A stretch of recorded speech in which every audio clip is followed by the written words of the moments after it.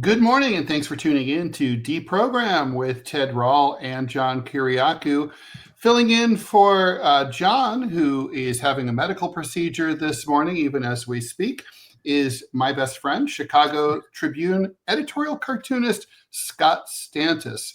Thanks for filling in at John's microphone this morning, Scott. Yeah, I'm fine. I'm glad that John's transitioning. I think that this is, I think it sends a strong, important message to the trans community throughout America. I'm kidding, yes. John, we hope you're doing well. This is that would be really bad if, it was like, we mixed up the patients. You're here for that other thing. You know how when you get a leg amputated now, they literally mark with a magic marker which leg it is, like with an X, to make sure they don't cut off the wrong one, because that has happened. I had rotator cuff surgery a number of years ago, and the morning before I went in, I got with a magic marker, not this one. This is the good one. I like this one. The other one can go. Yeah. Little house. Go ahead, John. Go ahead. Go, John. Go ahead, Scott. No. I was just saying, I just had cataract surgery a few weeks ago, and they do the same thing, Ted. They put a big mark with some indelible ink that takes 3 days to get rid of, right over the eye they're actually supposed to be operating on. Oh, so you look good. Oh, yeah. You're like this. You got the clear plastic thing and the dot above you. I scared the living hell out of my grandson. Don't show up for your Tinder date, 3 days after your surgery. Yeah, that's the thing. So Scott, thanks for joining us here. Lots to talk about today. Breaking news just right minutes ago, a new report coming out of the federal government saying that current layoff levels are equivalent to those during a recession, characteristic to, they're calling them recession-like levels. And we'll talk about how that relates to the election results on Tuesday, which are still being processed by the Republicans. Looks like the Supreme Court is likely to overturn Trump's tariffs that he's been justifying under emergency actions. I know how you feel about that very strongly, Scott. We'll talk about that. The Transportation Secretary Sean Duffy says that starting tomorrow, 10% of the flights at the 40 busiest airports in the United States, including Washington Dulles, Reagan National, JFK, and Newark International, are going to be eliminated. And you and I both know that's going to have a massive ripple effect throughout the system. And those numbers are only going to go up next week, unless the shutdown comes to an end. We'll talk about the effects of the shutdown and the impact going forward on the Affordable Care Act and everything else. And finally, as Democrats are celebrating the election results on Tuesday, Republican analysts, insiders are saying that Trump needs to get his eye back on the domestic ball here in the United States and quit paying so much attention to foreign conflicts, because people here are really hurting and really pissed off. I want to talk about that too, because he made comments yesterday that were just jaw-droppingly stupid. I mean, they were almost George H.W. Bush stupid. Oh, that's saying quite a bit. We're entering that recession. So as always, if you have questions or comments or anything you'd like to post in the live chat, questions for me and Scott, please post them if you're watching live on YouTube or Rumble. If you're watching later on, thank you very much for watching. We lost our producer, Robbie West, due to a doxing attack by one of our viewers a week ago, but we have a plan to get him back. And we have faith in you that you're going to help us make this happen. John and I are each kicking in $250 a month, and if we can raise $1,000 each month from y'all, as Robbie would say, we will be able to make this work. So far, so good. We started doing this a day and a half ago, and we're at $430. So if you are so inclined and you want to support the show by helping Robbie help us, please go ahead and go to his givesendgo.com. That's givesendgo.com/West Glacier Gaming. Let me say that again 5 times fast. So it's up on the board. It's up on the screen, and go take a look at that. For people who are overseas and who tried to donate, we are very sorry, but apparently givesendgo.com only works here in the United States. So for you guys, if you want to support the show, and everybody else who wants to just support us directly, please go ahead and do so. You can do it through a super chat on YouTube, or you can donate directly through Rumble. Everything is back to being fully monetized. Okay, and so that's a little bit of the housekeeping here. Let's see if there's. Hey, Ted. Hey, Ted. Go ahead, Scott. I was just going to ask you, can you go into any detail what happened with Robbie? You said. Well, yeah, sure. So what happened was that one of our listeners took issue with him, some of the criticism of Israel that he made, and also with some of the comments that he made about trans people. And so this person contacted his employer, found out where he worked, contacted his employer, said, "You're employing a transphobe and an anti-Semite, and he should be fired." And so they called him in, and basically Robbie had been working from home. And so to punish him, they said he'd have to come in. I'm sorry. Isn't that hilarious? It kind of is. So, but it is kind of a punishment. I mean, anybody who's ever sat in stop and go traffic on their way to and from work knows that it is punishment. Not to mention it's unpaid time, right? Like if you have, it takes 45 minutes for you to get to and from work. That's an hour and a half every day. They don't pay you. You probably have to dress better than when you're at home. So you have to maybe pay for dry cleaning and stuff.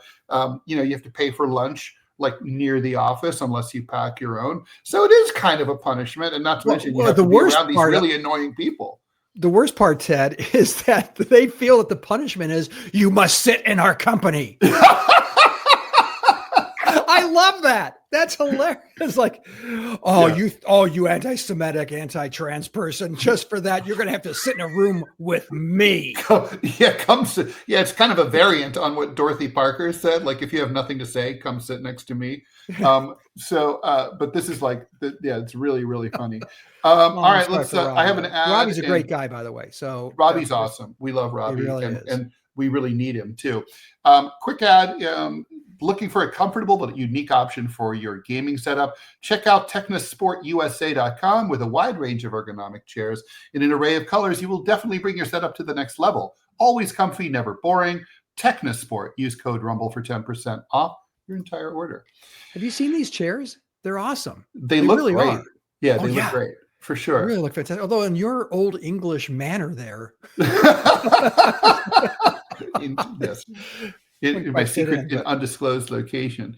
Do you have a cave under there where you keep Dick Cheney and I? The Ted Dick Cheney's still alive and he's still here. So he'll never die. When I heard he died, I'm thinking he can't die. Was he ever alive, really?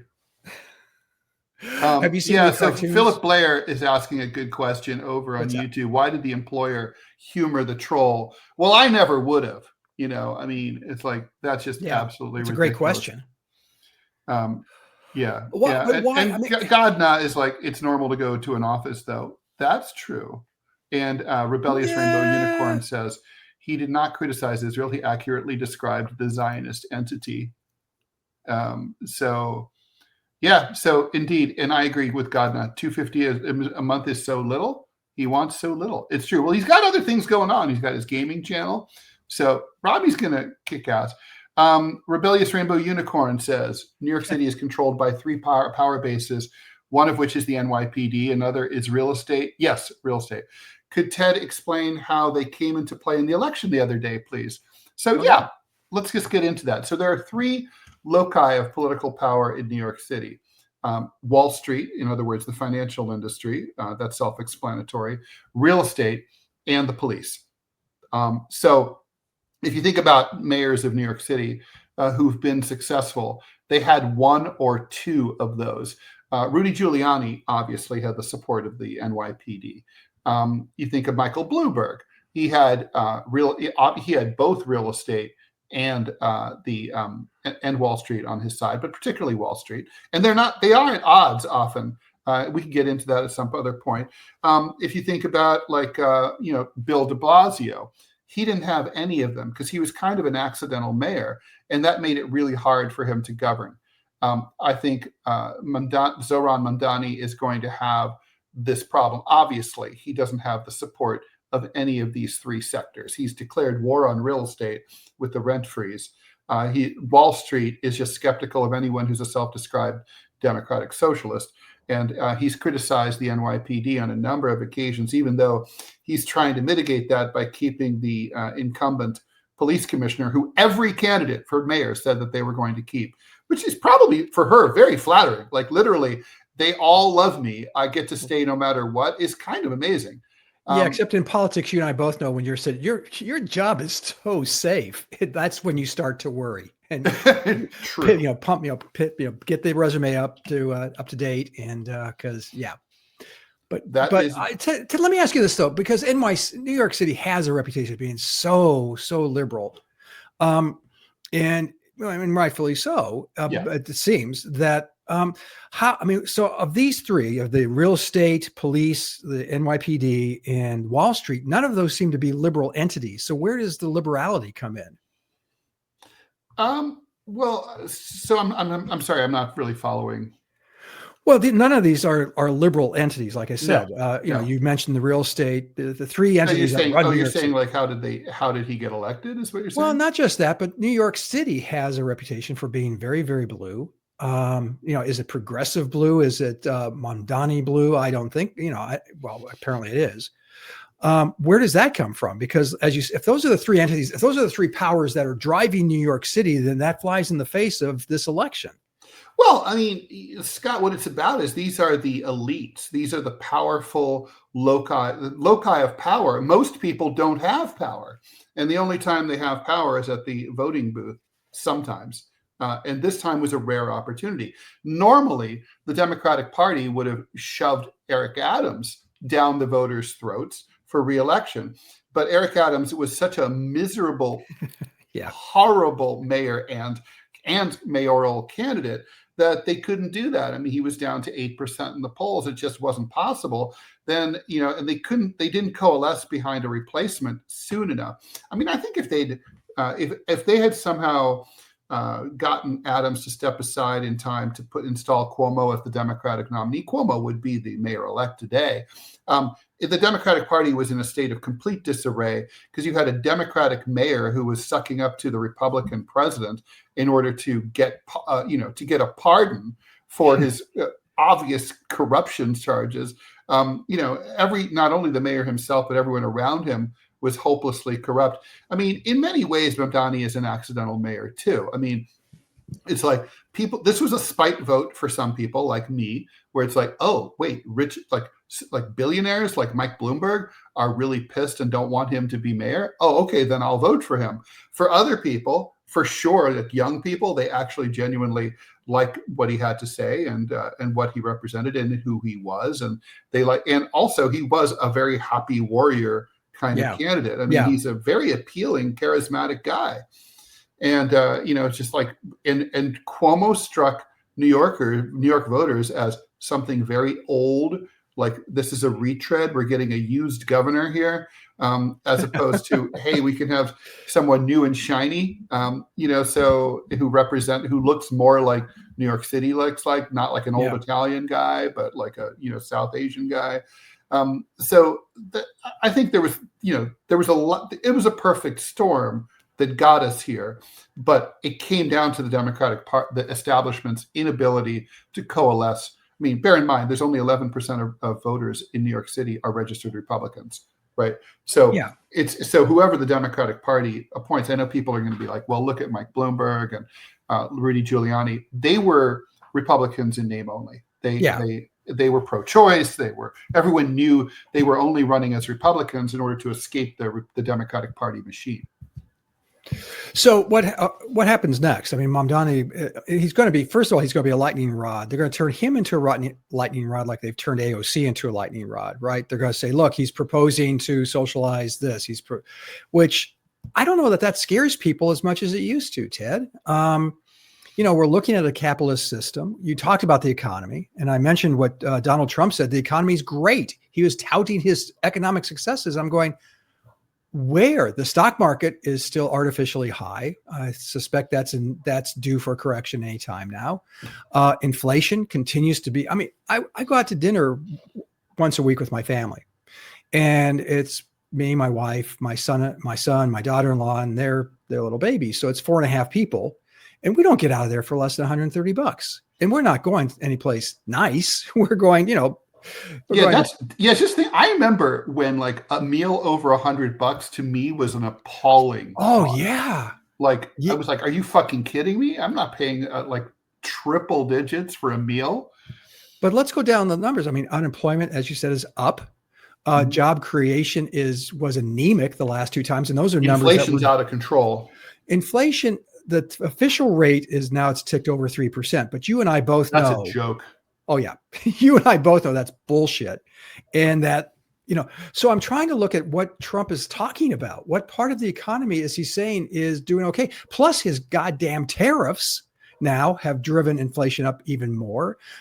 They've ostracized and marginalized America in world markets. So other countries are looking at other places, vis-a-vis China, to partner with in terms of long-term economic development. And so I'm still scratching my head. Here's the point, and this is here's my point, is that as a true conservative, and I don't believe that this administration is conservative by any stretch. They spend like crazy. They use government interference, government influence, government intervention in many aspects of your life, which is exactly the opposite of what conservatives believe. So that's where my anger is coming from today, is that you have to tell me exactly what part of this economy you think is doing just great, because none of it is, with the exception of the stock market.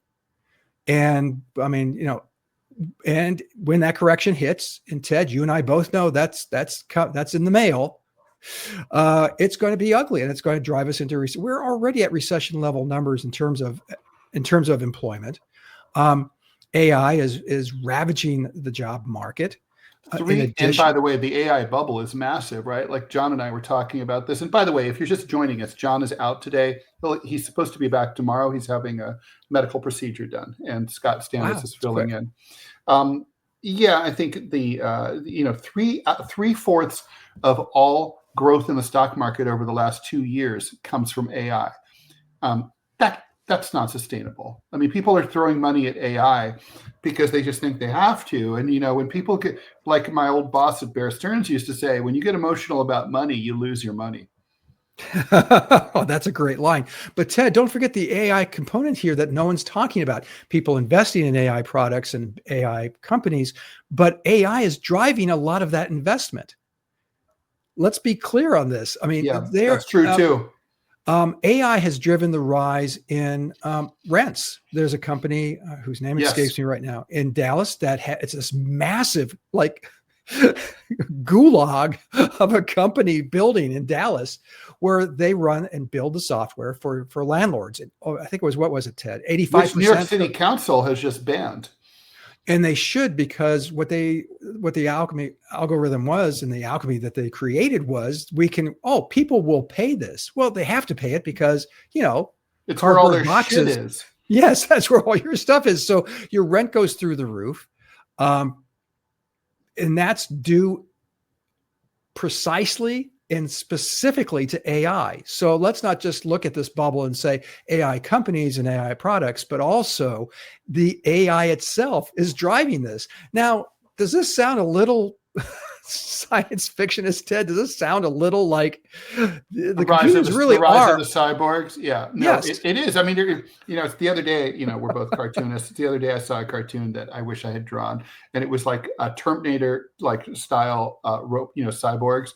And there's one, and there's a pile of human bodies, and there's one guy, and they like, let him live. He always said thank you when he was on ChatGPT.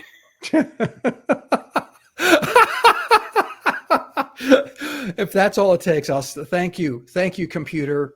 Thank you for all you do for us. Let's talk.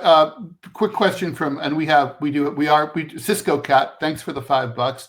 Question for both of us: which city is a bigger shithole, Chicago or New York City? Scott, what do you think? Ooh, I work for the Tribune, of course, and I visited Ted recently in New York City. Oh my gosh, Ted, that's a tough one because we'll have a shithole off. Yeah. Okay. The crime, I live down in the Loop, which, if you're familiar with Chicago, is exactly what it sounds like. It's the center, it's the downtown, it's the center of the city. And the crime there has gotten Is it called very that bad. because of the L, that Yes. loop Yeah, L the train? L has that a loop goes around? around downtown. Mhm. And of course, it expands out. But going to New York, Ted, boy. Breaking news, by the way. Okay, let me just Nancy finish the Pelosi thought. will not run for re-election. Yay? I'm not sure what to. Jesus Christ! Can you? I mean, that's well. She wants to spend more time with her great grandchildren. Well, this is. Oh my God. Okay, I've never been a fan of Nancy Pelosi. I never understood Nancy Pelosi's ability to ascend to the highest levels of power. So my presumption is behind closed doors, she must be very persuasive, also understand politics at a granular level. You have to be the Speaker of the House of Representatives. So you have to kind of grudgingly respect her for that. But the other stuff, when I will forever view this moment as the moment that the Democrats lost their ever-loving minds. And that's, do you remember Trump gave his State of the Union address? And when it was over, she stood up and very dramatically tore his speech in half. Yeah. And I'm thinking, okay, that was not, it's over. That was not great. That's what a 5-year-old does. That's what a 7-year-old does. And, or let's put it more bluntly, shall we, Ted? That's what an octogenarian does. Yeah, I'm not going to eat this oatmeal, damn it. Well, they throw it against the wall. It's what a school marm does. Joe Smith B, I don't know how to pronounce your name. Thank you very much for the $5.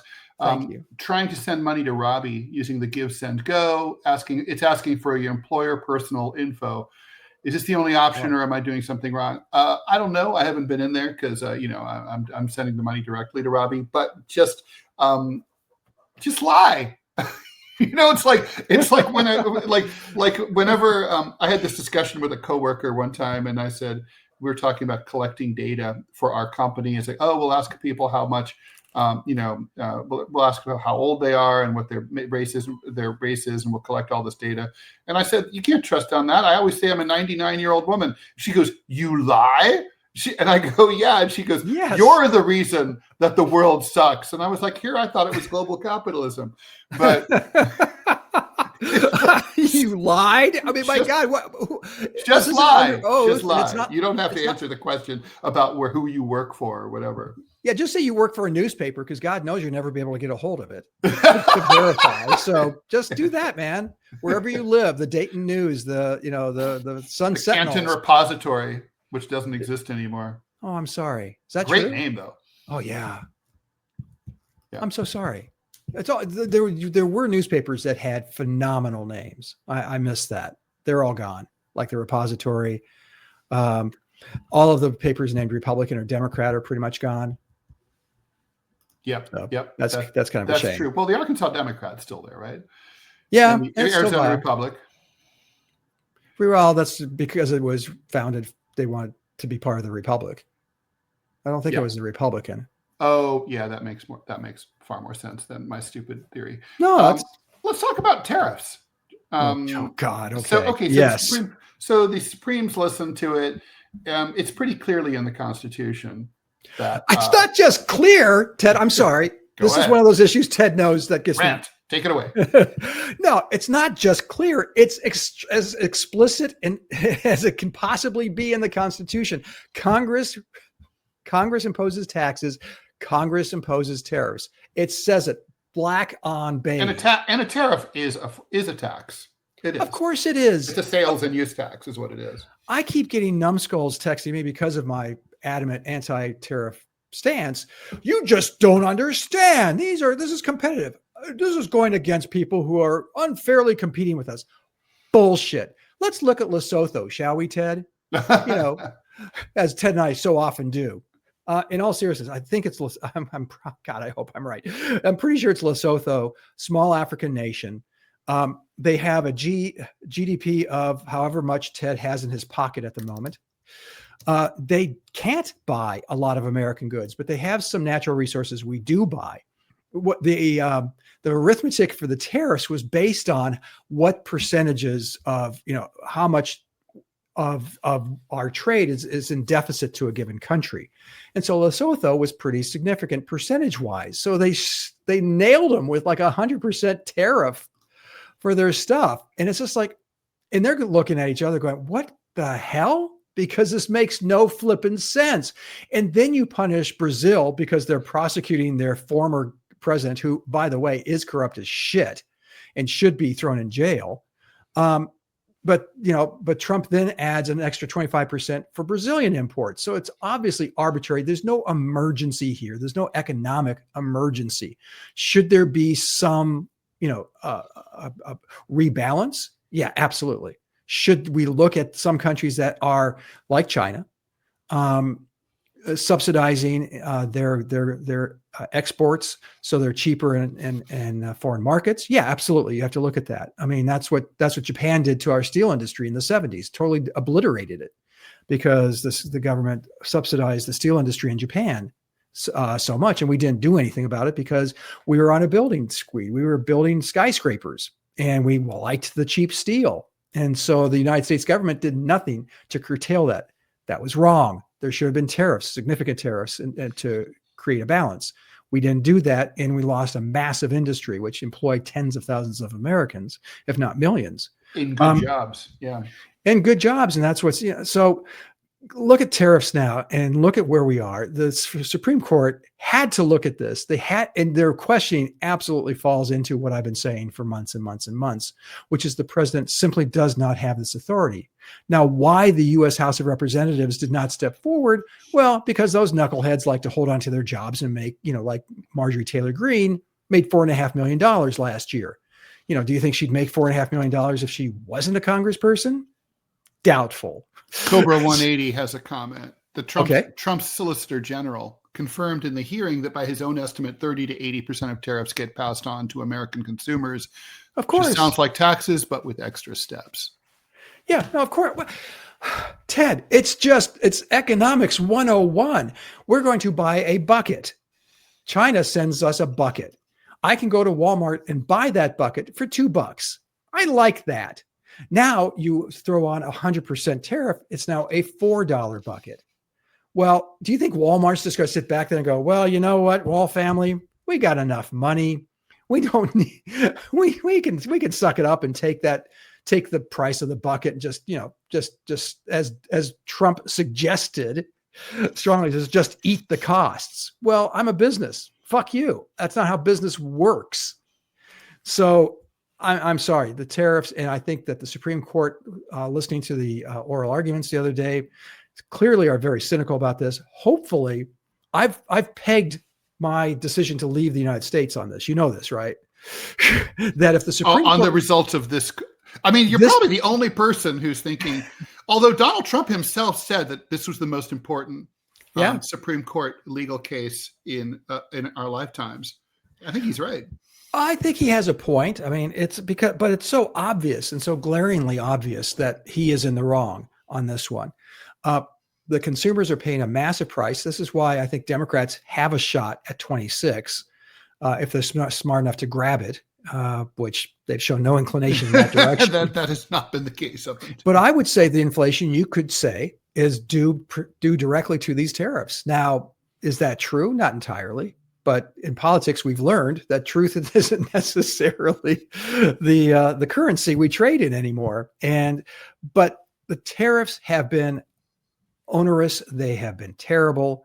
And, the fact that he's using them as a carrot, as the stick rather. Yeah, no, it's really it's heinous. I mean, the thing is, look, this is Trump's entire shtick is to declare an emergency, narco terrorists or whatever, and then use it to justify anything he wants. Scott, let's talk about the remedy here. I think it's clear that the court, what direction the court's going to go in. We're expecting a decision in June or July of next summer. So obviously, the Supreme Court doesn't view this as a rocket docket situation, but. They're probably going to rule against Trump. One of the administration's arguments against the plaintiffs in this case, who are a coalition of businesses suffering under the tariffs, was that they wanted to that it would be too hard for the government to rebate and refund the tariffs they've already collected. Because you know how it is. It's sort of like, the old ad for the Roach Motel. The roach goes in, but the roach does not come out. Yeah. Like, la cucaracha s'en prend, pero no pueden salir. As they said in Spanish ad on the subway that I remembered so well. It's so great that you remember that. My brain is full of useless shit. So, like, the money goes into, once money goes into the government, it never leaves. So that was the argument of the federal government. Like, really? Like, so if you could, but then the plaintiff's lawyer said, well, you could issue a ruling that lets the government keep what they've collected thus far, but then, not permit the policy to go forward. I just thought that was a funny argument. It was and it's the only argument they have. Is that, well, we've already collected this stuff. I mean, it'd be like the same argument that they made the other day about the food stamps, and they said, well, we can't release the federal funds, the emergency funds, because then we would have to prorate all of the food stamps for the amount that we have, as opposed to the full budget, because we're not capable of multiplying a fraction by another number. We don't know how to do that. I know. I love so much of government is laughable in that way, because it's so inefficient and so stupid and so ignorant of things like, I don't know, calculators, those newfangled calculators that all the kids have now. Right. Right. It's a terrible argument. It'd be like going to you bust a meth lab and they say, but we've already paid for the equipment. Yeah, we're yeah, but it's still, what you're doing is really, really wrong. And so what he's doing here is wrong. Now, will this embolden, Ted, I got to ask you this, will this embolden Congress in any way, shape, or form to actually start imposing its will? Because, quick side note, historic note, Congress would have gone, the Congresses I grew up with, the Congresses prior to my birth, even up to a few years ago, would have gone bananas if their power had been usurped to the degree that this administration has usurped their power. Do you think this will embolden them at all? Do you think they're going to say, okay, well, we've got this decision, now we can move forward and, maybe question some of his other, antics? Well, Mike Johnson is such a ballsy.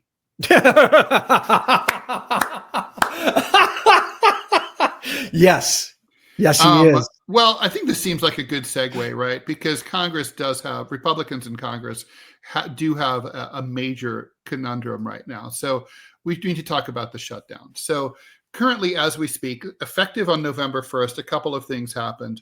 The Affordable Care Act started to disintegrate. People started getting bills saying, you no longer owe $350 a month, you now owe $1350 a month. People, and that's going to kick tens of millions of people off the healthcare, most of them, interestingly, in Republican states. So Republicans in the House and in the Senate are feeling the pressure, the heat there.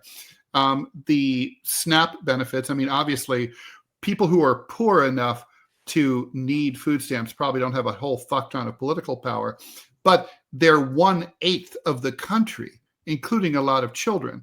And they started losing their benefits. Some people will not. I don't understand this. Some will get some will get nothing. I'm not sure how that's decided. But anyway, the point is 20%. I think it's 1 out of 8. 1 out of 8. No, but 20. The administration is saying we're going to fund 20% of SNAP. Jesus, and SNAP is already a pittance to begin with. So it's 20. Basically, it's like it's a tip. It's nothing. And then. I think maybe most urgently, I mean, just think about like how incredibly terrified the federal government is that anything happening to the aviation industry, right? So much that after 9/11, they threw billions of dollars at the big airlines and in my opinion, kind of told a fib about what really happened on United Flight 93. Like, we didn't really shoot it down. I mean, the fact that the engine was found 12 miles away from the crash site, engines can bounce. You never know. But the point is, they didn't want anyone to think that they wanted people to fly. They wanted people to fly fast. It's a huge part of the economy, and not for tourism, but for business, right? I mean, like the whole economy seizes up if you don't have working airlines. Tomorrow, so the air traffic controllers are kind of like, some of them are quitting, or basically like calling in sick and like taking odd jobs, or I don't know, what does a spare air traffic controller do? Do they become a referee, or like what? I just like I guess like literally like car traffic, yeah, maybe. So semaphore signal expert. Yes. I don't know. But anyway, the point is, these guys are dipping out because they're, for whatever reason. So as of tomorrow, Sean Duffy, DOT Secretary, says we're going to lose 10% of air traffic to 40 big airports, right? That, you know how it is when you're flying, and especially if you have a connecting flight. I'm sorry, Mr. Stantis. So there's storms in the area of another area of the country that you're not even flying to, but that plane didn't come from there, so you're not going to make your connection. So you're stuck here overnight. You know that feeling. We've all been through that. So that's going to happen like crazy starting tomorrow. Yeah. We already have long delays at the TSA lines, hours long. By next week, I mean, they're like, well, unless the shutdown's resolved by next week, it won't be, right? But the Republicans, they're feeling the heat. The country basically blames the Republicans on the simple logic that they control everything. You control the entire government, so everything that goes wrong is your fault. That may not be fair, but that's how the people clearly see it. So Republicans going to be blinking, yeah? Here's why I wanted to ask you, Ted, because I'm trying to wrap my hands around this issue, and especially this move by the Transportation Department, Transportation Secretary Duffy. Is this a way to make people suffer? Now, if it is, and it feels like it is, does the administration truly believe that the American people are saying, "Oh, this is all the Democrats' fault"? Now, Fox News is certainly pushing that scenario. But most Americans are saying, like you just mentioned, you run the House, you run the Senate, you run the White House. This is on you. But are they convinced that the American people are going to believe that the Democrats, who frankly are part of the problem here, true?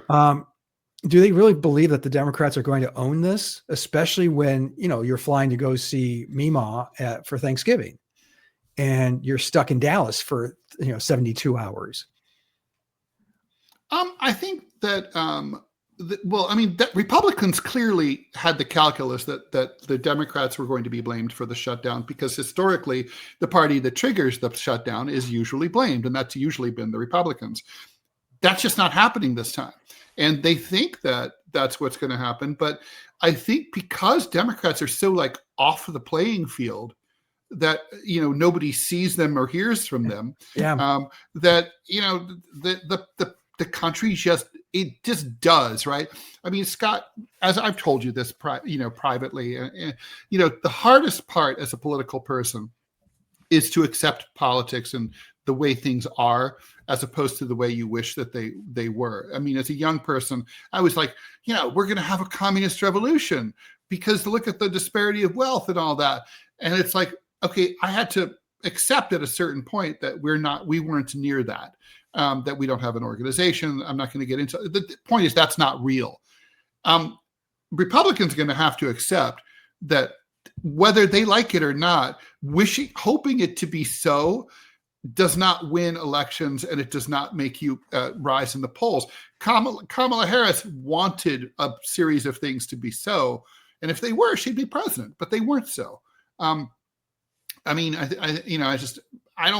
they're going to, at a certain point, there's going to be like a march, like a 1974 style march from Capitol Hill up to the White House, where some key senators tell the president, listen, you can't keep this up. You've got to give, restore the subsidies. We've got to talk to the Democrats. They've won this, whether it's right or not, they've won. Yeah, but you just used language that is anathema to Donald Trump, and he will never admit defeat on anything. So I think you're right. I think your instincts are right when it comes to the shutdown is going to go on into easily next week. I think 2 weeks. I kind of called this earlier in an interview this morning. I think November 15th is the magic day. Can you explain? Okay, this is a complete, it's kind of out of left field, but it ties into what we're talking about, Ted. And you've never been able to explain this to me privately. Hopefully, publicly, you can put me straight. But places like Appalachia, 70% of the people of the population of Appalachia is on food stamps, on SNAP, and other relief, federal relief. They voted, I think the number was 66% for Donald Trump.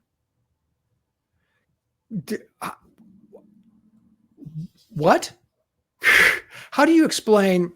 I mean, Alabama, where I live, it's the same thing. We hate the federal government, keep the government off our backs. We, get the Yankees out of here. Damn Washington, D.C.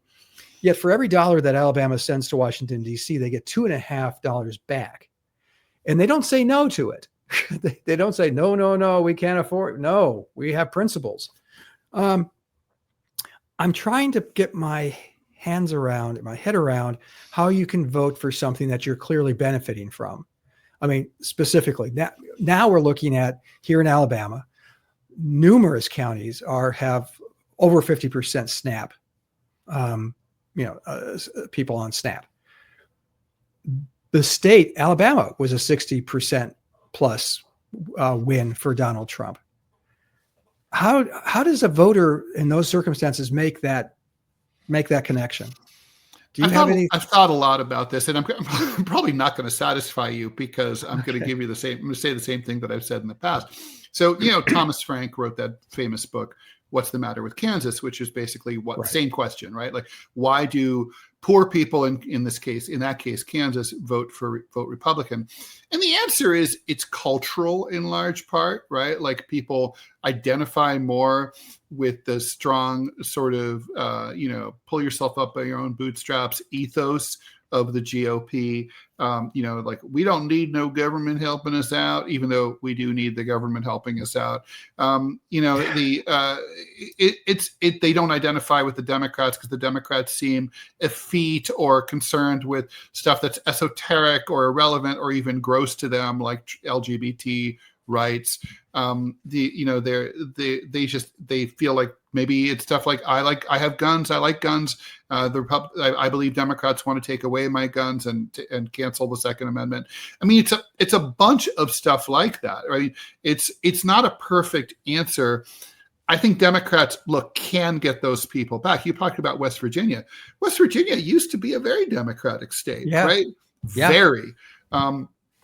So it was and could be again. And, it had a Democratic senator for many years, Joe Manchin. I mean, he was not a real Democrat. He's a dino for sure. But still, I mean, the point is you can see that it's possible. And so people vote against their self-interest. And I don't know that, by the way, that's necessarily bad.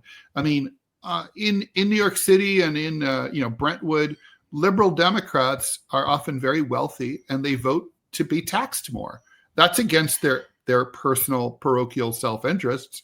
But, they're like, literally they feel they have a set of values that require them to sacrifice for the things that they care about. And I think conservatives are the same way. I think it's complicated. And I also think the two-party system skews things. There's a lot of voting against the side that you hate more. I know, isn't that hell of a system we have here, man? Hell of a system. Beautiful. Appalachia,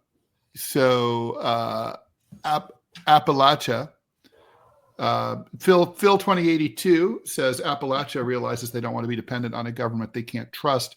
People need help and they can't depend on a government which ends food stamps. That's an interesting take. That is a very interesting take. And you and I both know that is exactly why Donald Trump was ascended to the presidency, is that those very people did not trust that the Democratic Party, who for years had said, we're on your side, clearly we're not. And, Philip Blair reminds us of Senator Rockefeller of West Virginia, who really was a liberal. Wasn't Byrd, or was Byrd from Virginia? I'm trying to think why. I thought Byrd was from West Virginia. Well, hopefully our listeners can help us out here. Well, okay, so let's talk about this election real quick, Ted. We've got a few minutes left. Is this a bellwether? Is this, I think Mamdani in New York City is a singular entity. I don't know that you can apply that nationally, but I do believe that the elections in both New Jersey and in Virginia do not bode well for the Republicans, although Donald Trump did not jump into those races with both feet, as he so often does. I'm not sure if he was reading the polls and just recognized that, these guys, the Republican candidates in those states just weren't very good, although both races tightened up significantly. Now, what happened in New Jersey? I mean, I don't know why. I just think of other than Chris Christie, I can't think of a Republican, a high-profile Republican winning there. Can you? I mean, I'm sure it's happened. It's happened. I mean, New Jersey's a kind of a swingy state, and it's been like it's been like, I mean, it's not a solid blue state really. I mean, the western and southern parts of the states are very conservative, but look, what happened there was a boring result. The truth is, it was kind of a replay. The Republican candidate there this was his third time swinging at the piñata. He was a perennial candidate. He didn't, he had that. How like in politics, Scott, you and I have both seen like the 40% candidate, the candidate who will always get 40% and no more than 40%. Yes. For up until recently, Donald Trump looked like the candidate who could never get more than 44%. Right. This guy was a classic 40%er. All she had to do was not fuck up, and she didn't fuck up. But she was very bland, and it made people feel this is a change. I was going to say change year. Last year was a change year. 2016 was a change year. We've been in change years for 10 years. We're in a change decade right now, and moving on to change 2 decades. So people are. They're uncomfortable with these safe politicians who carefully massage every single sentence and every phrase to be just sparkling clean. And that's what she was. She sounded a little bit like a less exciting Obama. And it's, but the point is she just got it by default. I don't think there's a lot to read in those New Jersey results. And the Mamdani thing, really truly was baked in ages before. I think what's more interesting is just like things like the Pennsylvania Supreme Court, races that all went Democratic, the races in Georgia that went all Democratic. I mean, clearly the Democrats are energized more than the Republicans are, and right now there's a lot of analysis within the Republican ranks that basically are Republicans are saying that the White House has completely taken its eye off the ball. Like the following is from Politico, right? People don't think this is a internal White House ally speaking anonymously. People don't think he's lived up to his promises. You won on lowering costs, putting more money back into people's pockets, and people don't feel that right now. The person noted parallels with Biden, who insisted that America was doing well while people were struggling. This is the problem Biden had, the person said. Yeah. Another one said the president hasn't talked about the cost of living in months. People are still hurting financially, and they want to know that the White House is paying attention and trying to fix the problem as quickly as possible. And basically, he's talking about shit like Venezuela instead. Exactly. That's what was his Donald Trump's success in 2016. It was his success in 24 is that, pardon me, he at least gave voice to those concerns that, I feel your pain. I mentioned George H.W. Bush, if you recall, in the 92 election. He was saying, the recession is very shallow. It's not that bad, and we're coming out of it. All of it was true, but people on the ground, people like you, people like me, people listening to us right now, recognize that things were bad.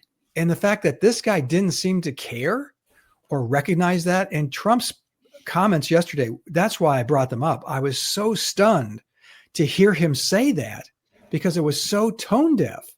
Yeah. Okay, yeah, he could have taken it to the direction of this is all Biden's fault. This is the Biden economy biting you in the ass still. And we're Yeah, working and that's not completely incredible, right? I mean, obviously, in reality, when you're, in month 9 of your term, you can totally credibly say that you've got some lingering economic impact from the previous 4 years. Exactly. But he didn't do that. He said, everything's fine. Don't worry about it. Everything's just dandy. Well, like I mentioned, I go get a cup of coffee with my wife. It's $10. It's everybody knows, you can pretend that it's okay, but it ain't okay. And people are losing their jobs. We had dinner with a friend of ours, son last night, and he works in a production facility, and they just laid off half of the workforce because of the economy. That's not an unusual story going around the country right now. A lot of people being laid off, a lot of people. And let's also, as Ted has mentioned many times, and I agree with him, is that we have an underemployment problem in this country. People they're employed, they have jobs, but they don't pay enough for them to survive. That's a huge problem. I would argue it's even worse than all the other economic problems. I mean, we have so many brilliant people who are working jobs that are beneath their skill set. And so you say, well, the tariffs, that's what the tariffs are supposed to correct. Well, tariffs take a minimum of a decade to correct things, if they correct things at all, which large percentage of it doesn't work. They've tried it for, don't look at the 19th century economy of the United States, which was heavily dependent on tariffs. And it didn't work. It kept some of the industries here. In fact, shipping things back and forth was expensive and dangerous and had enormous risks. So starting the steel industry, letting the Industrial Revolution come to the United States. But when we wanted to fight against textiles, when we wanted to fight against other goods, it didn't work. It did not. You saw some textile industries tick up here. Again, Industrial Revolution, driven largely by textiles, but not to the numbers that were significant enough to drag us out of the Andrew Jackson depressions. He also got rid of the Bank of America, which was kind of not smart, but that's another podcast or another episode. I do. And by the way, this is oh my God, the person the scroll is going by so fast. It's hard to keep track of. Anyway, this is funny. Blake is saying, I'm buying a $30,000 house in Nicaragua where my cost of living will be $1,000 a month. That's where we're really at. Stay at your own risk. I think economically we're going to have the waters have already been boiling. They're just going to get worse going forward. I think that's hard to argue with. So some breaking news. This is maybe a counterfactual to the idea that Trump is spending too much time on foreign stuff. Breaking just happened. Looks like there's a temporary truce / ceasefire in effect in the Sudanese civil war that was brokered by a Trump representative. That's been a horrific conflict that's been raging on for 2 years. And looks like the Rapid Support Forces, the RSF, which is a breakaway faction of the Sudanese government, which has been fighting the previous main Sudanese government, has sat down and the fighting is about to stop there, at least for the time being. And Donald Trump and the administration will get very little credit for it in the mainstream media. I guarantee it. You won't hear anything. I mean, look at what he did with Thailand and Cambodia, the conflicts. There are a number of conflicts he's jumped in on. Donald Trump hates war. Well, you can think about a lot of stuff, but and disagree with him on. But this one, come on, folks, can we get on board? Can the Democrats get on board this one? That we don't like people killing each other. Well, I'm not sure the Democrats are on board with that, Scott. I mean, Joe Biden, presided and funded and supported and ran interference for Israel's bloodthirsty conquest of Gaza that killed close to 400,000 people. And it's, he was all about it. Democrats have been the war party now it's been argued for decades, and I think probably that turns out to be true. But it's really, really clear over the last, 10, 15 years, they're not pacifists, man. No, they haven't been. But But I'm sorry, these are pretty significant accomplishments. Getting the ceasefire, as unsteady as it is, in Gaza, that was a big accomplishment. Trying to get Putin to see, sense, and trying to get Zelensky to see sense and end that war. But these are all these other little wars that this administration has worked hard to end. And I think that it deserves our praise and our admiration. And he's not getting any of that. It's insanity. And maybe you're right. Maybe the Dems have just decided we're the war party. We're the killing party now. We're all for it. Yeah, no, I mean, I honestly think that I don't think that, they're not that they're going to give any credit whatsoever to Trump, and, nor does Trump ever give any credit whatsoever to Democrats. I mean, that's the world that we live in, right? Graciousness is no more. It's crazy. I was just, someone posted the farewell party they had on the Capitol Hill for when Tip O'Neill retired, and President Reagan was still president, and just the graciousness of these two guys, and they fought. I mean, they fought in the trenches. This was tooth and tongue. This was tough politics, and I just have to look back on that and say that. Again, I sound like such an old man, but those really were better times, and there's a better way to govern. And that's the last point I want to make, Ted. I know we're over, but no one wants to govern. And that is to the detriment of the republic. Well, that is the issue, right? Like, people want to win. They want to lord it over their rivals. And that's about it. Guys, let's do the housekeeping. Let's see. Do I have an ad here? No ad right now. Scott, thank you so much for sitting in for John Kiriakou. John Kiriakou will be back from his medical travails tomorrow morning, I'm assuming. We're here 9 a.m. Eastern time, as we are Monday through Friday. Stay tuned for me coming up at 10 o'clock Eastern time, TMI show with Ted Rall and Manila Chan. We have a lighter take on the news, a little more fun maybe. Well, we try to have fun here too. And just a reminder on Robbie Aid, we're trying to raise $1,000. We are at $430. Right. For this month. We need $1,000 a month. So we were at $430 before we went on the air today. I don't know where we are right now. We'll keep you posted. And as soon as we're off $1,000, we'll stop talking about it for the month of November and hit you up in December. But I think we're going to get there. And thank you so much for your generous support for the show. Scott and I are going to be back on the air in just an hour. With the DMZ America podcast, we'll be interviewing Akron Beacon Journal editorial cartoonist. He's a conservative and a friend of ours, colleague of ours, Chip Bach. And we'll be showing our cartoons and talking about the elections and everything else in the news. So that's about that. So Scott, hang in there, and I'll go pee. You have an hour to do it, and I'll see you in an hour. And John, feel better, please. And also thank you to TechSport, the chair manufacturer, who is a sponsor of this show. So thank you. Indeed. And y'all, bless you. Bye all. Ciao.